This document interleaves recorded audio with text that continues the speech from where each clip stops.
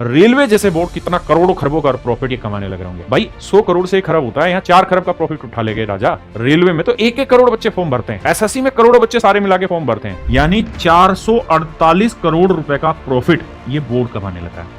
क्या सरकार इन बोर्डों का गठन इसलिए कर रही है कि ये प्रॉफिट ऑर्गेनाइजेशन बने? क्या 448 करोड़ रुपए का प्रॉफिट सरकार ले रही है एनटीए का? तो सरकार को शर्म आनी चाहिए बच्चों से जो फीस ली जाती है इस पे। कुछ महीने पहले जो एसएससी का आंदोलन था, हम इसी चीज के लिए आंदोलन लड़ रहे थे, इसी चीज के लिए लाठियां खाई थी कि भैया जो ब्लैकलिस्टेड कंपनियां हैं, जिन कंपनियों पे ऑलरेडी आरोप लिखे हैं, आप उनको खारिज क्यों नहीं करते? इसमें लिखा है कि जो एनटीए है, एनटीए ने 6 वर्षों में कितना खर्च किया और कितना कमाया। भाई 3064.77 करोड़ रुपए तो खर्च किए हैं, है ना। और आप जानते हैं सरकारी महकमे में खर्चा किस तरह से होता है, 2 की चीज 4 में खर्च होता है। लेकिन इनको मिले कितने? इनको मिले हैं बच्चों से 3512.98 करोड़।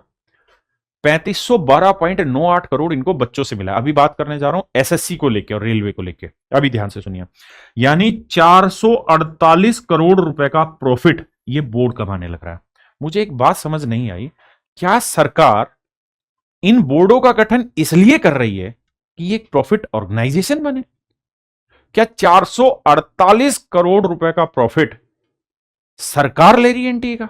वो सरकार ले रही है जिसका नीट का पेपर कैंसिल हो गया, जो नीट के पेपर की पायरेसी को नहीं रोक पाए, एसएससी जीडी में हुई दिक्कतों को नहीं रोक पाए। अगर सरकार 448 करोड़ रुपए का प्रॉफिट कमा जा रही है भाई एनटीए में, तो सरकार को शर्म आनी चाहिए बच्चों से जो फीस ली जाती है इस पे।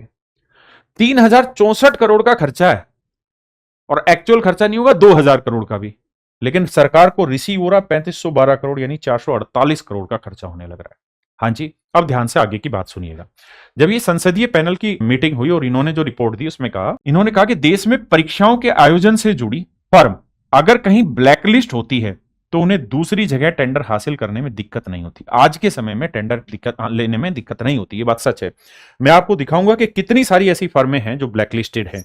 जैसे एडुकेटेड कैरियर टेक्नोलॉजी विवादित रही है, डिबार रही है। किसने किया भाई? डीजीटी अप्रेंटिसशिप का एग्जाम हुआ था, एमपी ईएसबी एसएससी फेज 13, इन सब में पेपर लीक हुआ, तकनीकी गड़बड़ी, अलग अलग में परीक्षा संचालन पर गंभीर आरोप लगे। राष्ट्रीय स्थायी ब्लैकलिस्ट का स्पष्ट सरकारी रिकॉर्ड उपलब्ध अभी हमारे पास नहीं है, लेकिन इसको ब्लैकलिस्ट किया गया बीच में। ऐसे ही मेरे बच्चे एक एपटेक लिमिटेड कंपनी करके है, ये ब्लैकलिस्ट हुई। क्यों ब्लैकलिस्ट हुई? क्योंकि उत्तर प्रदेश सरकार की जो भर्ती हुई थी उसमें इसको 3 साल के लिए ब्लैकलिस्ट किया गया। ये सारी चीजें ऐसी हैं जो ब्लैकलिस्ट होने के बाद भी, या इनके ऊपर डाउट जब क्रिएट हो जाते हैं, पेपर लीक हो जाता है, इनके प्रोसेस में गड़बड़ी होती है, उसके बावजूद भी सरकार इनको या बोर्ड जो होते हैं वो दोबारा एग्जाम कंडक्ट कराने की परमिशन दे देते हैं। तो अब संसदीय पैनल ने जो बात कही वो बड़ी अच्छी कही है। इन्होंने इस सवाल को बहुत प्रमुखता से उठाया है।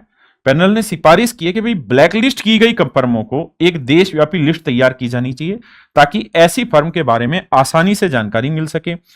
किसी भी तरह की गड़बड़ी, प्रशासनिक अनियमितता, कोई भी धांधली रोकने के लिए ऐसी लिस्ट होनी जरूरी है। दागी फर्म का एक जगह सेंट्रलाइज्ड डेटाबेस होना चाहिए ताकि उसी का इस्तेमाल करके ब्लैकलिस्ट की हुई कंपनी को कभी भी कोई एग्जाम कंडक्ट कराने की परमिशन ना दी जाए। और मेरे बच्चे, अभी कुछ महीने पहले जो एसएससी का आंदोलन था, हम इसी चीज के लिए आंदोलन लड़ रहे थे, इसी चीज के लिए लाठियां खाई थी कि भैया जो ब्लैकलिस्टेड कंपनियां हैं, जिन कंपनियों पे ऑलरेडी आरोप लिखे हैं, आप उनको खारिज क्यों नहीं करते? अब संसदीय पैनल ने ये रिपोर्ट दी और शायद सरकार जागेगी कि एक ऐसा पोर्टल हो जहां इजीली सबको ये पता चल जाए कि भैया इस कंपनी ने जो ये एग्जाम कंडक्ट करा रही है इस पे ये दिक्कतें हैं और इस तरीके से कार्रवाई होनी है। अभी अगर ध्यान देंगे तो सीबीएसई का जब पेपर हुआ है तो उसमें ऑन स्क्रीन मार्किंग का एक तरीका लॉन्च किया, सिस्टम लॉन्च किया गया।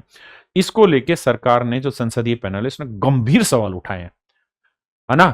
यहां नियमों को ताक पर रखकर हैदराबाद की एक कंपनी को ओएसएमएस का कॉन्ट्रैक्ट दिया गया, नियमों को ताक पर रखकर, यानी नियमों की कोई परवाह नहीं की गई है और अगेंस्ट द रूल जाके भी उस कंपनी को इन्होंने हायर किया है। और मैं यही बात बार बार कहता हूं कि अगर कोई भी कंपनी जीवन में एग्जाम कंडक्ट कराने में, धांधली में, मिसमैनेजमेंट में एक बार भी ब्लैकलिस्ट हुई हो, चाहे वो 10 ही दिन के लिए क्यों ना हुई हो, उस कंपनी को जीवन में दोबारा कभी भी ऐसा आगे काम नहीं देना चाहिए। देश में जब सरकार केवल एनटीए, नेशनल टेस्टिंग एजेंसी, यही 448 करोड़ रुपए का प्रॉफिट यहां कमा जा रही है, तो सोचिए एसएससी जैसे बोर्ड कितना प्रॉफिट कमा रहे होंगे, रेलवे जैसे बोर्ड कितना करोड़ों खरबों का प्रॉफिट ये कमाने लग रहे होंगे। भाई 100 करोड़ से 1 खरब होता है, यहां 4 खरब का प्रॉफिट उठा ले गए राजा। रेलवे में तो 1-1 करोड़ बच्चे फॉर्म भरते हैं, एसएससी में करोड़ों बच्चे सारे मिला के फॉर्म भरते हैं, तो यहाँ तो खरबों का प्रॉफिट हो रहा होगा यार। मतलब तुम कर क्या रहे हो? एनटी ने यह कहा है कि रिपोर्ट में एनटी के पक्ष का जिक्र करते हुए कहा गया है कि उसकी प्रश्न पत्र तैयार करने की प्रक्रिया आउटसोर्स नहीं की जाती। इसके साथ ही एनटी उन फर्मों को रिकॉर्ड रखता है जिन्हें ब्लैकलिस्ट किया गया है, किसी तरह की पेनल्टी लगाई गई है। लेकिन एसएससी तो अपने क्वेश्चन को आउटसोर्स करती है भाई। अब मेरे प्यारे बच्चों, कुछ फैक्ट हैं जो मैंने इंटरनेट से पिक किए हैं कि एडिक्विटी पे डीजीटी व एनडी ने कब कब इसको ब्लैकलिस्ट किया। भाई 2020-21 में इसको ब्लैकलिस्ट अलग अलग जगह पे अयोग्य घोषित किया गया। डीजीटी ने किया, central directorate general of training ने एजुक्यूटी को एग्जाम कंडक्ट कराने के लिए इन एलिजिबल डिक्लेयर किया, या एनटीए ने किया। लेकिन जब चरण 2 की बात करें तो दोबारा इसको टेंडर दिए गए और फिर से विवाद हुए। जैसे एनटीए का कॉन्ट्रैक्ट, एनटीए ने एडिक्विटी से सीबीटी एग्जाम का एग्रीमेंट साइन किया, एमपी टीचर एलिजिबिलिटी टेस्ट का पेपर सब मतलब आगे कॉन्ट्रैक्ट किया गया और उसके बाद पेपर लीक हुआ। ऐसे ही पटवारी और महाराष्ट्र में एमबीए का जो एग्जाम था उसमें गड़बड़ी पाई गई।